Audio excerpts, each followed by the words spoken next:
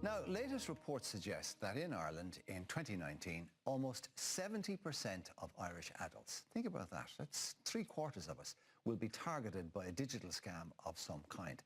Now, our resident Gadget guru, Colin Baker, joins us now to tell us how we can protect ourselves against online fraudsters. Good morning, sir. That's just staggering. I think it's a little bit low.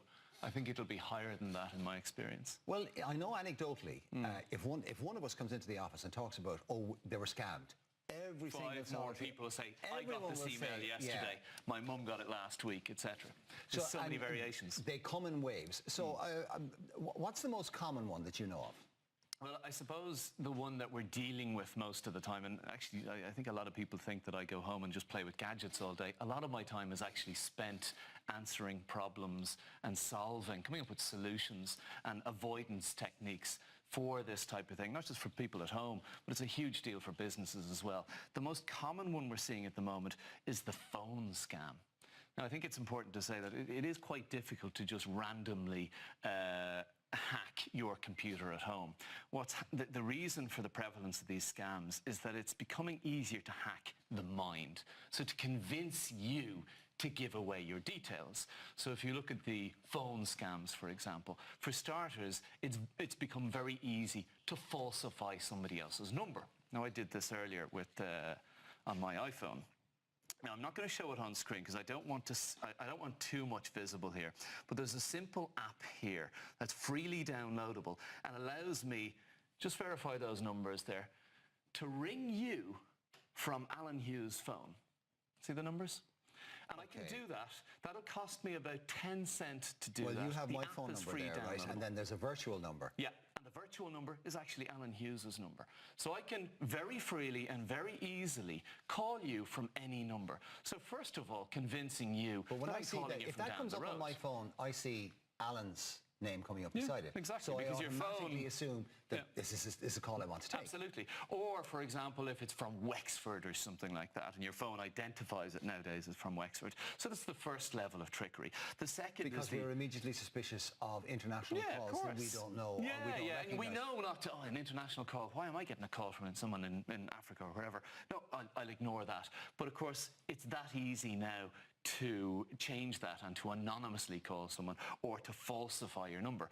The second way is, of course, by these calls that convince you they're coming from a sort of a genuine company. So what's particularly prevalent at the moment is, say, Aircom or Air calls. So I'm from Air, I'm from Apple, I'm from Microsoft. There's a problem with your computer. Your Apple ID has been compromised. Your bank account details. I'm calling from the bank, from Bank of Ireland, from AIB. There's lots of ways of convincing you at the other end of the phone that this person is genuine. And I suppose we're all so used to having to deal with these big organizations. Okay, let's nail that one.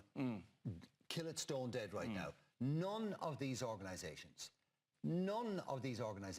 will call you like that or contact you like that. The simple rule with this is and this sounds very, very severe, but it ultimately works, never take any unsolicited call. If you get an unsolicited call from the bank and they're looking for personal details, or from Air, or from Virgin, or from Ryanair, whoever it might be, ignore it.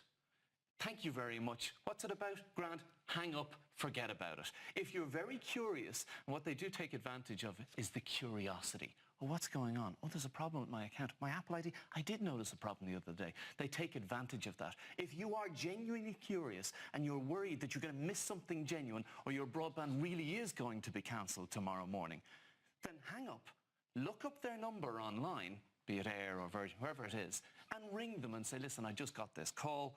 Is it genuine? Is there a problem? So reverse it, ring them. Invariably, you'll find that it isn't. Okay. Where are these scams coming from? Do we know? This is the other thing. And the guards and law enforcement find it very difficult and are really grappling with this because they're the first port of call for a lot of people who've been victimised. They're ringing the guards. The guards don't know. It's way outside their jurisdiction. It's typically not happening in Ireland. There are areas of the world, particularly in India, in areas of Africa, where there's a high level of tech education, but there is quite a lot of crime, and you tend to find it comes from areas like that. That's what we're seeing a lot out of India, Bangladesh, Africa. Right, preventative measures. In case of any unsolicited calls, hang up and avoid. If you're worried, if genuine, call them back on the company's number that you find yourself, Google or directory inquiries. As regards your computer, nobody will ever call you to alert you. This is a very common one as well. When you have a problem, you call an expert. No passwords or personal details should ever be given out to somebody who calls you. Absolutely. Okay. By the way, Mark, it is often felt that it's just older people who fall victim of these things.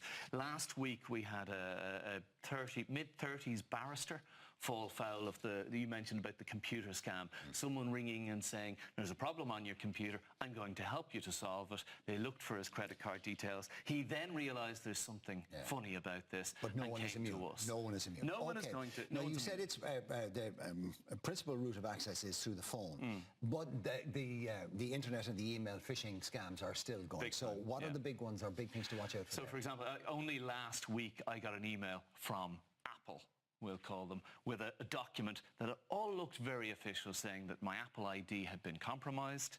And again, it actually came from apple.apple.net.com. I think it was a slightly varied version of the real thing. So at a glance, it looked very, very genuine. The link through took me straight to, again, something that looked exactly like the Apple website.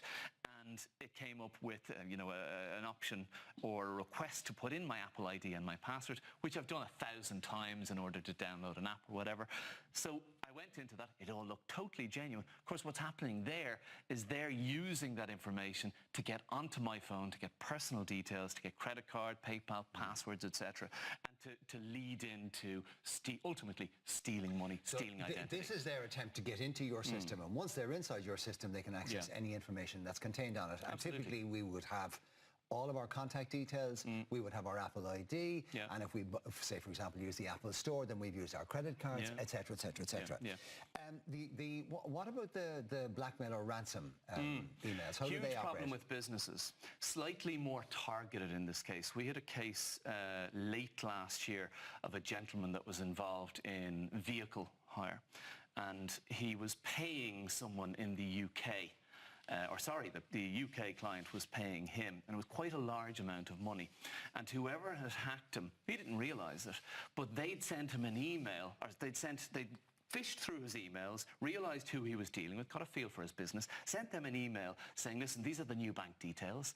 And then when they went to pay, they paid to this new bank account belonged to the fraudster. So they lost, or were potentially going to lose, I think, €25,000. Huge problem with businesses. And in a case like that, it's not just being mindful and careful. You also just need to bolster your security and get that good technical advice. So the preventative measures would include avoiding using older email programs that are out of date and unsecure. A lot of people have aircom.net, older email clients, Indigo, things that were out years and years ago. They're scared to change because obviously a lot of their friends and contacts have their email. It's possible to do that. Move forward to Gmail or Outlook.com or Hotmail. But if you're in business and you're doing any sort of sizable or reasonable turnover, you actually need a proper IT expert to come in, have a look at your security system. I think a lot of people sort of float along and nothing's particularly broken, so they get away with it.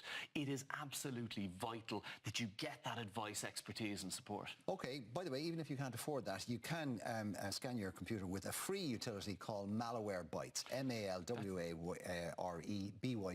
if you suspect you have a virus. I've used that about 1 million times. It's brilliant and it's totally free. Okay, Colin, thank you very much indeed. Now, speaking of Collins, Colin Farrell sits down with Gordon Hayden to chat about his latest role in the much-anticipated Dumbo remake. That's coming up at 10:10. And at 10:20, we will be revealing Maura's brand new look in our Mother's Day makeover reveal.